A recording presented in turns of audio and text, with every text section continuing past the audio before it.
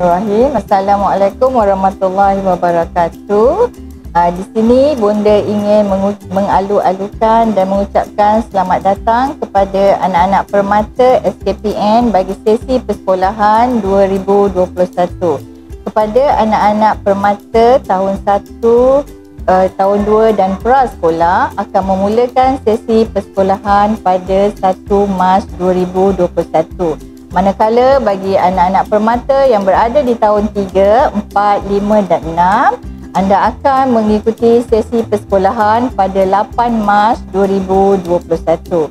Bonda mengharapkan anak-anak permata sudah bersedia dari segi fizikal dan mental untuk kembali ke sekolah dan bertemu dengan guru-guru di SK Pekanenas. Di sini Bonda ingin mengingatkan kepada anak-anak permata yang dikasihi supaya apabila hadir ke sekolah, anak-anak permata diminta untuk memakai face mask.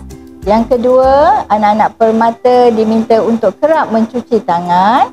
Yang ketiga, anak-anak juga diminta untuk sentiasa mengamalkan penjarakan fizikal semasa berada di dalam kelas. Dan seterusnya, anak-anak juga digalakkan untuk sentiasa mematuhi SOP yang telah ditetapkan oleh pihak sekolah. Anak-anak juga diminta untuk sentiasa mengamalkan 3S dan mengelakkan 3W. Marilah kita sama-sama berdoa supaya pandemik COVID-19 ini cepat berakhir, kerana dengan ini kita sama-sama dapat menjalani kehidupan dengan penuh ceria dan selamat. Sekian, wabillahi taufiq wal hidayah. Wassalamualaikum warahmatullahi wabarakatuh.